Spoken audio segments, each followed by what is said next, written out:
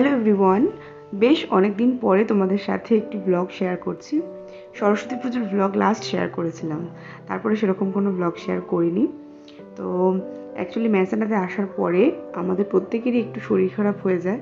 যেমন রোহানের তো পক্স হয়েছিল, আর আমারও একটু সর্দি কাশি, মেয়েরও একটু অ্যালার্জির প্রবলেম। তো এখন আমরা পুরোনো ছন্দে ফিরে গিয়েছি। তো এবারে তো আমার মা আমার সাথে এসেছে। তো মা তো আমাদের যখন শারীরিক সবার অবস্থায় মোটামুটি 19-20 ছিল, রোহান তো পক্সের জন্য আইসোলেটেড ছিল, তো বাইরের বাজার দোকান বা টুকিটাকি কাজগুলো আমাকে মেটাতে হতো। তো সেই সময় মেয়ে স্কুল থেকে আসা বা মেয়ের কী প্রয়োজন বা রোহানের যা যা প্রয়োজন তা সব কিছু মা এমনভাবে সামলেছে, পুরো যেন শিরদাঁড়ার মতো আমাদের সঙ্গে ছিল। তার ফলে হয়তো অতটা তাড়াতাড়ি আমরা আমাদের যে পুরনো ছন্দ বা আমাদের যে ছন্দে সেটায় সুন্দরভাবে ফিরতে পেরেছি। তো সেদিনকে রোহান আর আমি দুজনেই বলছিলাম যে মানে মা এতটাই করেছে না, আমি বলে বোঝাতে পারবো না। তো আজকে যে ব্লগটা শেয়ার করছি, সেদিনটি ছিল নারী দিবস, 8th মার্চ।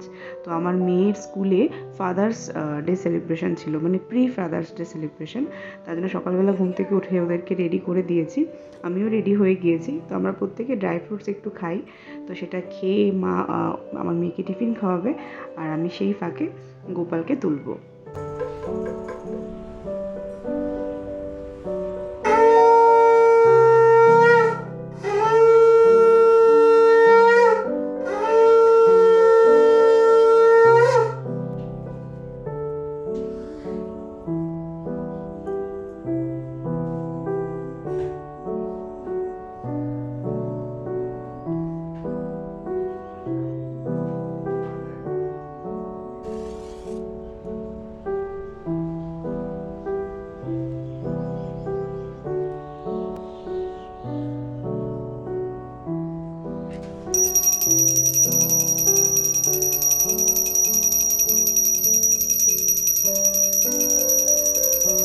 গোপালকে শয়ন থেকে তোলার পরে এসে দেখি মা মেয়েকে খাইয়ে দিচ্ছে ব্রেকফাস্ট। তো রোহানও খেয়ে নিয়েছে, আমিও এবার খাবো।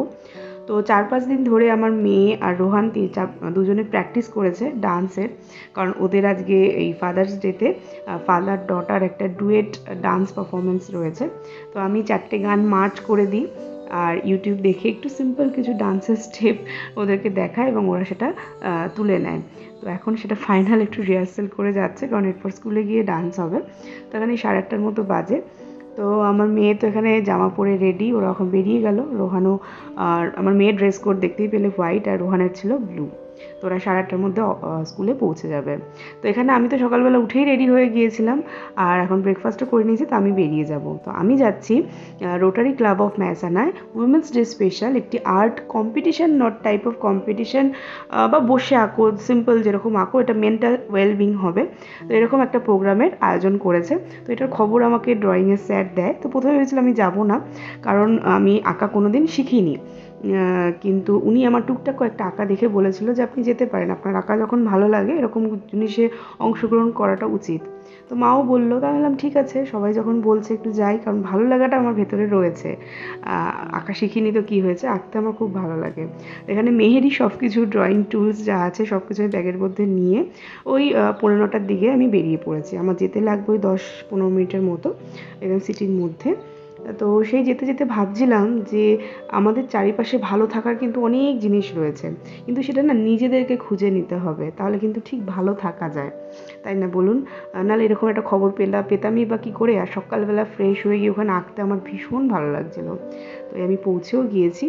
এখন 9টার মতো বাজে, এসে দেখি স্টার্ট হয়ে গিয়েছে। 8:30 থেকে স্টার্ট ছিল, আর একটা ফ্রি এন্ট্রি ছিল, 1:30টা অবধি চলবে। মানে কোনো টাইম লিমিট নেই, যতক্ষণ খুশি আঁকো। তো লটে লটে অনেক মেয়েরাই বারে বারে আসছিল, কারণ কি যাদের হয়ে যাচ্ছে তারা চলে যাচ্ছে এরকম। তো আমার খুব ভালো লাগছে ওদের একটা পার্ট হয়ে। তো এখানে শিট সব দিয়ে দিয়েছে, আমি তো রেডি। তো আমার একটা মেসেজ আমার দেওয়ার ছিল ড্রয়িংয়ের থ্রু, যে ভ্রূণ হত্যা, যেটা হচ্ছে মানে জেন্ডার ডিটেকশন টেস্ট যেটা হয় সেটা আমাদের এখানে, তো সেটা অফেন্সিভ, মানে ক্রিমিনাল অফেন্স। কিন্তু বাইরের দেশে এই জেন্ডার ডিটেকশনটাই একটা সেলিব্রেশন।